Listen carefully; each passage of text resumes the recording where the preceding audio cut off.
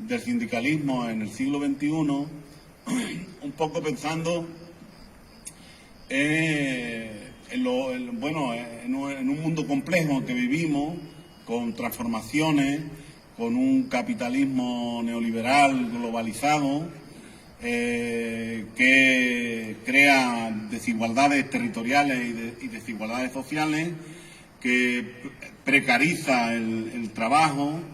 que a través de los mecanismos de robotización, digitalización, pues está transformando también pues todas las relaciones laborales, y cómo se encuadra ese sindicalismo de clase que defendemos en todo este entramado y en esta complejidad de la sociedad en la que estamos, ¿no? Nosotros defendemos el sindicalismo de clase porque yo creo que, y en estos momentos más, desde la izquierda social y política, pues hay que defender las cosas concretas, ¿no? Y el sindicato está en el tajo, está en el día a día, está en los problemas que tienen los trabajadores y trabajadoras, y desde luego pues pensamos que hay que poner en el centro el mundo del trabajo, ¿no? Y por ello creo que es un buen acto de plantear los retos del sindicalismo. Y bueno, ahora Unai pues nos va a explicar un poco la posición. Hay un librito que vende ahí a Trapasueños, escrito por Unai Sordo, que un futuro sin sindicato, para el que lo quiera, si lo quiere adquirir, luego él lo firmaría, ¿no? Que recoge un poco la síntesis también de las cuestiones que se van a plantear en las charlas. Él va a intervenir y luego, pues, las personas que quieran hacer alguna pregunta, alguna duda que tenga o alguna sugerencia, pues se escuchará y se contestará. Pues nada, le doy la palabra a Unai y luego... Bueno, pues buenas noches a todas y a todos, y lo primero, agradeceros la presencia en esta charla, en este pequeño coloquio, que considero casi un acto de heroísmo, porque un sábado a esta hora en un pueblo como Conil pues tiene su mérito, y además, como decía Antonio, con cierto fresco en el ambiente, pues tiene su mérito estar en una charla que, en principio, cuando desde la asociación me la plantearon, se planteaba un poco aprovechando dos circunstancias, ¿no? Una, que yo soy visitante habitual de Conil desde hace aproximadamente 17 o 18 años, no recuerdo mal, y llevo viniendo por aquí en verano,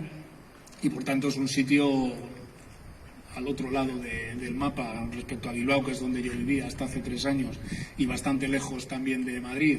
pero en el que me siento ligado por esa visita, como digo, desde hace más de 3 lustros. Y luego la referencia que ha hecho también a un libro que editamos hace ya aproximadamente 3 años, después de nuestro último Congreso Confederal, y que es un libro que, como comentaba Antonio, tenéis ahí si alguien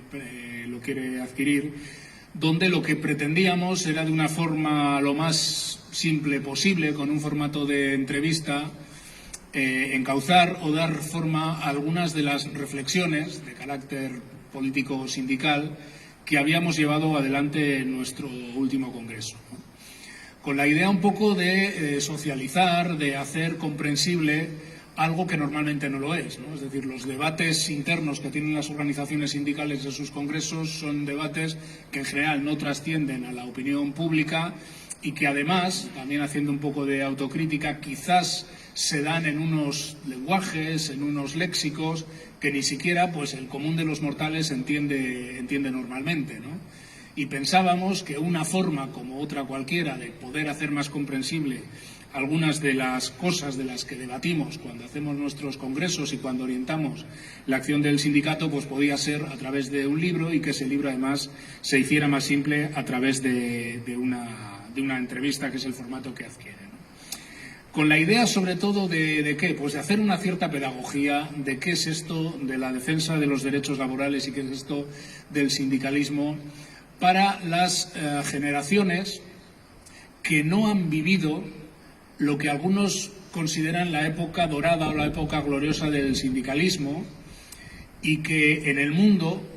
occidental al menos, se desarrolló en la segunda parte del siglo anterior, del siglo XX, después de la Segunda Guerra Mundial, y que en España tuvo sus propios condicionantes, sus propias connotaciones. ¿Por qué? Pues porque, como todas y todos sabéis, pues en España hasta el año 77 no se legalizaron las organizaciones sindicales que habían sido ilegalizadas en la República y después de la República, con el golpe de Estado y con la guerra civil y la dictadura de Franco, y por tanto esos que en su día se denominaran 30 gloriosos después de la Segunda Guerra Mundial, pues en España los habíamos vivido en una dictadura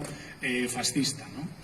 Y teníamos generaciones que habían conocido la lucha de los sindicatos, la lucha de comisiones obreras contra la dictadura y por la democracia, pero otras generaciones que esa vivencia no la habían vivido, no la habían tenido. Y además teníamos un cambio muy importante en el mundo del trabajo que hacía que el hábitat donde se habían desarrollado históricamente los sindicatos en este siglo XXI fuera ya casi un hábitat minoritario dentro del mundo económico o del mundo de la empresa actual. Y por tanto los trabajadores y las trabajadoras ya no se iban a organizar en los mismos parámetros que lo habían hecho en el siglo anterior. Y esto era importante tratar de explicarlo, ¿no? Hay una frase en el libro que condensa un poco lo que quiero decir. El sindicato debe integrar lo que la empresa desintegró. Claro, ¿qué ha pasado en el mundo y en España en las últimas 4 o 5 décadas? Pues han pasado un montón de cosas, pero fundamentalmente a partir de los últimos años 70, a final de los 70 y principios de los 80, hay una revolución neoconservadora en el mundo, una revolución neoliberal que patrocina Estados Unidos y Gran Bretaña, que patrocina Margaret Thatcher y Ronald Reagan y que suponen el fin de 30 años donde en los estados de Occidente, en los estados de lo que se llamaban las democracias liberales, se habían desarrollado los llamados estados de bienestar. Es decir, la distribución de la riqueza a través de una fiscalidad progresiva, a través de una generación de servicios públicos, a través de una distribución de los salarios producto de la negociación colectiva, y de alguna manera se habían dado las políticas más igualitarias que en nuestras sociedades se habían vivido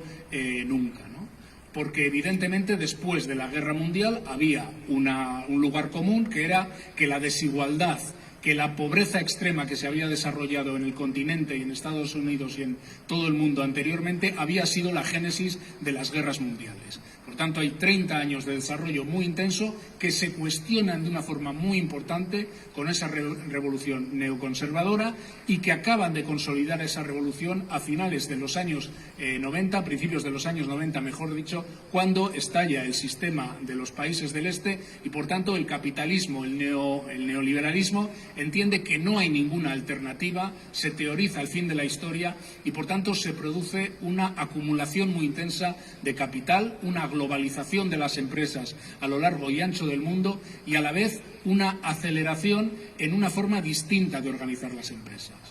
Las empresas, los centros de trabajo, ya no suelen ser grandes centros industriales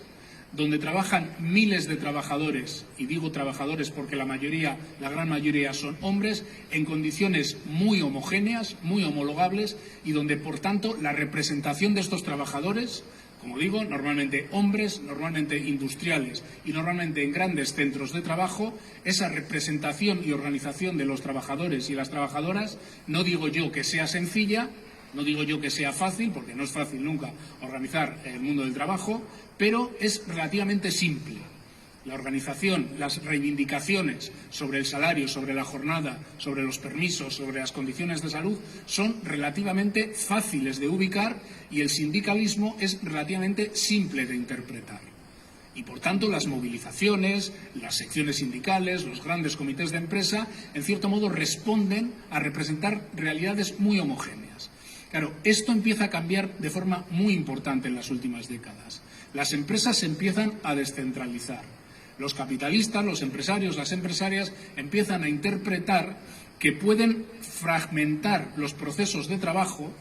y canalizar una buena parte de la producción de bienes y servicios a empresas que, a través de la subcontratación, de la externalización productiva, de la externalización de riesgos empresariales, poco a poco van diseminando esa cadena de valor a través de múltiples empresas. Y la clase trabajadora ya no es una clase trabajadora particularmente homogénea, cada vez es más heterogénea. Y esto va pasando en los años 80, va pasando en los años 90.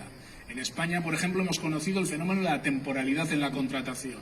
En España siempre ha habido un porcentaje altísimo de trabajadores que trabajan casi siempre con contratos temporales. Y, por tanto, empieza a darse una diversidad de situaciones entre los fijos o indefinidos y los trabajadores temporales. Pero es que además hay una incorporación masiva de mujeres al mundo del trabajo remunerado. Pero hay una incorporación masiva de mujeres al mundo del trabajo remunerado que muchas veces tienen que hacer compatible con los cuidados en la casa o con todo tipo de cuidados. Se diversifica la clase trabajadora. Los trabajadores y las trabajadoras trabajan en centros de trabajo industriales, pero cada vez más en centros de trabajo de servicios. Se empieza a desmaterializar el propio centro de trabajo. Ahora lo hemos vivido en la pandemia con esto del teletrabajo de una forma mucho más acusada. Los centros de trabajo empiezan a ser grandes, pero sobre todo medianos, muy pequeños y muy pequeños, las llamadas microempresas. Se empiezan a generar nuevas formas de trabajo,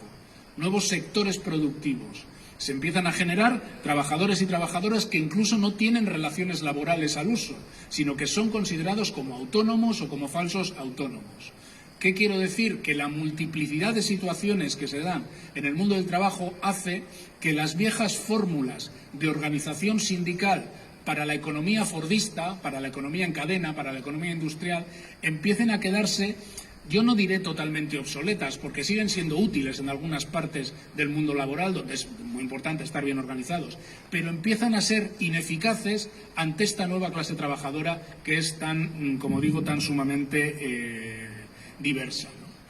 Además de todo esto, además de estas formas distintas de organizar las empresas, como decía antes, hay cada vez una distribución más injusta y más inequitativa de la riqueza. ¿Por qué? Porque a la vez que la empresa se organiza de formas distintas, el mundo se globaliza. Y lo que antes se producía en algunas áreas del mundo con materias primas extraídas, arrebatadas de otras partes del mundo, se empieza a producir en partes de lo que llaman los países emergentes que empiezan a entrar en las cadenas de valor de lo que se produce en el mundo. En un principio la economía china, el sudeste asiático, América Latina, empiezan a entrar en este nuevo concepto de la globalización, que además es una globalización que se hace con pocas normas y malas. No es una globalización donde digas externalizo de España o de Alemania la producción de no sé qué segmentos de los componentes de un coche a Taiwán con unas mínimas condiciones garantizadas. No,